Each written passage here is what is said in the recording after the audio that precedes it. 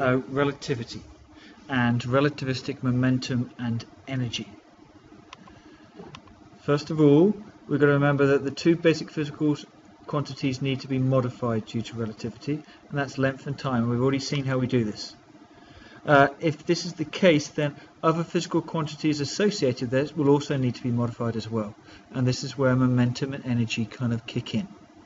So we have to make some adjustments with them as well. So relativistic momentum, we recognize that to describe the motions of particles within special relativity, Newton's law of motion and the definition of momentum need to be generalized. They need to be adjusted. What we're going to do is generalize them and still allow them to reduce to the classical ones, and the speed is much less than c. So that's my task for today. So, to account for conservation of momentum in all inertial frames, the definition must be modified to momentum equals Lorentz transformation times mass times velocity. Okay. So as the velocity gets much smaller than c, then that value equates to 1, and therefore momentum is still mass times velocity.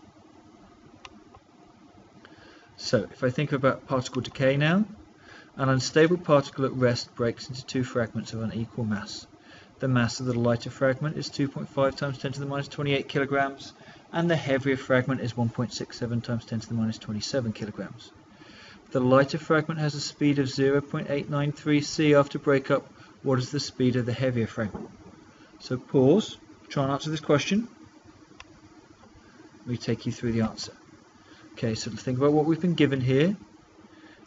We know the velocity of one particle is 0.893, and we know the mass of the two particles, and we want to find the second velocity.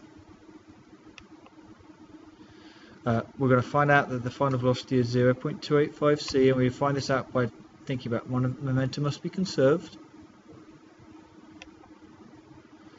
So therefore, momentum 2 equals momentum 1, and therefore momentum 1 is going to be Lorentz transformation times mass times velocity 1.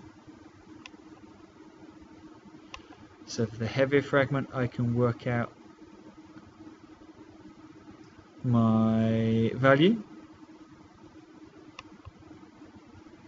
and this reduces down if I rearrange it to show me that V equals 0.285 c.